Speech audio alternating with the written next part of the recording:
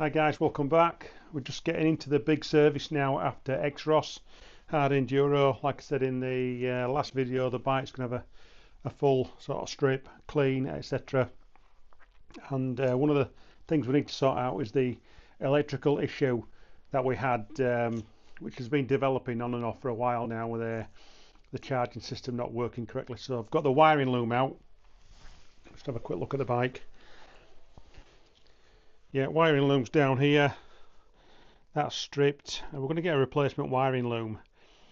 And then once I've got that, I can sort of dissect that old loom. But a new wiring loom's going to go on, just to keep things sort of simple for the moment. But we're going to do the head O-rings. I might actually put a piston in. Now, we've got 104.5 hours on the bike now since the last piston change, which we did at 49 hours. And with the fact that the pistons are cheap to replace on this, I might as well actually stick a piston in, thinking about it. So we're going to take the top off to start with, and then we'll go from there whether we actually do a full top end job or not. So let's crack on with that.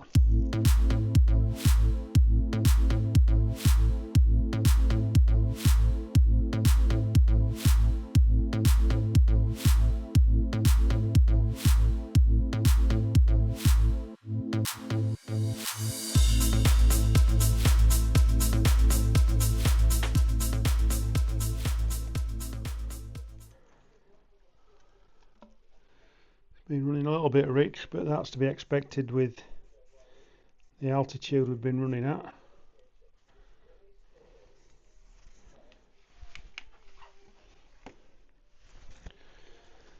I think initial inspection's looking pretty good actually.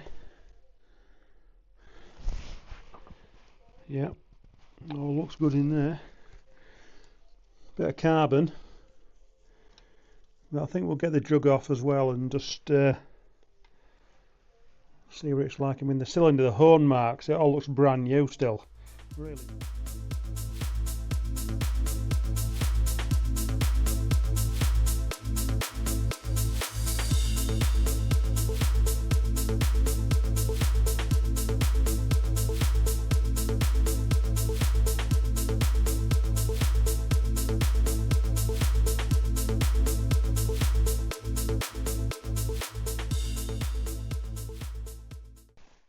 We've got all the gubbins off, all the cylinder base nuts, everything's clear. Bike's clean anyway, so we'll lift it off and see what it's like. What I like about this bike is the fact it's just so easy to work on. Take that out, put that in the workshop. We'll just pack this crank with some kitchen roll.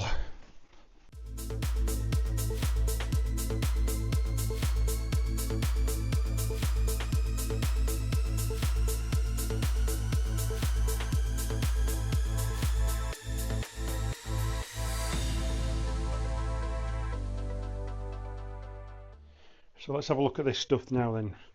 Right, we'll start with the piston. This is the second piston in the TSE 300.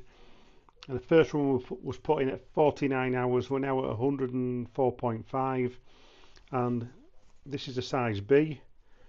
Not looking bad at all.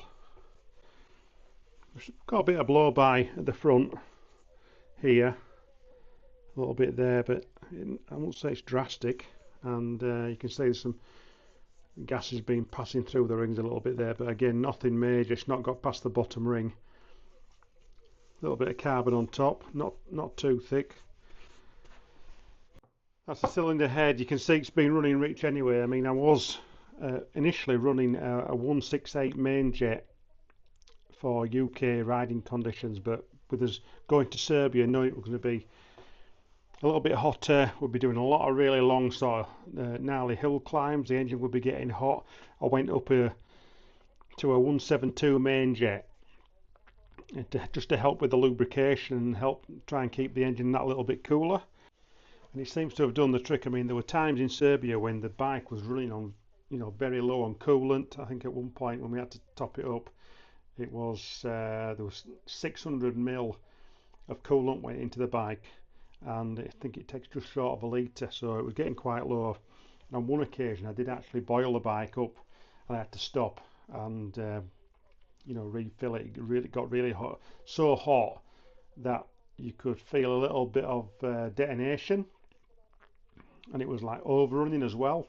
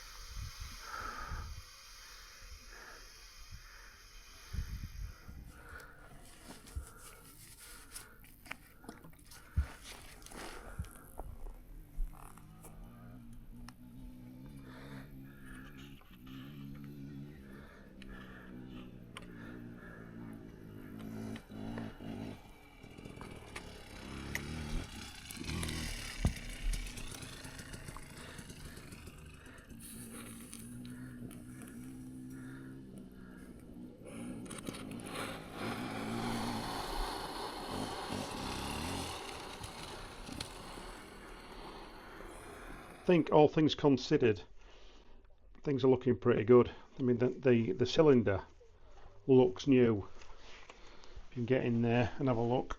I'll just move the camera a little bit down. There's no score marks or lines or anything. The hone marks are still very clearly visible.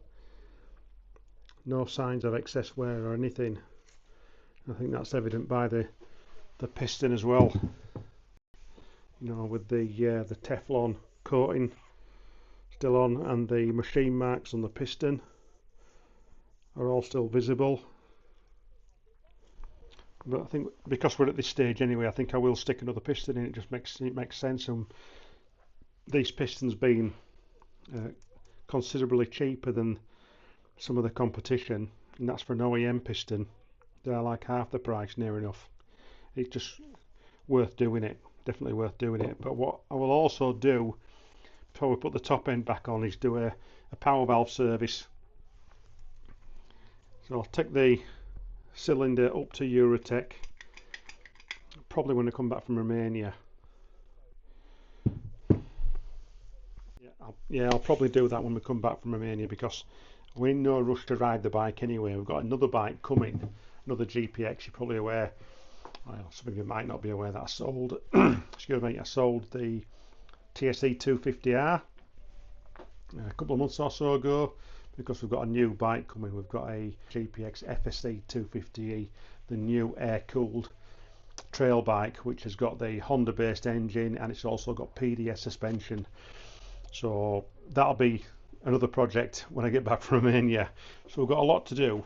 So I need to get some parts, so I need to speak to James at GPX and get a piston kit organised, and hopefully by the time I'm back from Romania at the end of July, we'll have all the bits here. We'll have the piston, we'll have the wiring loom, and we'll have the new coolant temperature sensor for the fan, and front disc.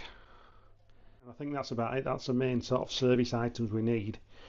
And then we can start getting the bike put back together so it's ready to ride as and when. So that's where we are at the moment with the GPX TSE 300. Parts to be ordered, put it back together, and then we're good to go for another 50 or 60 hours before we do another piston change. And well, yeah, that's it. Back soon with something else, guys.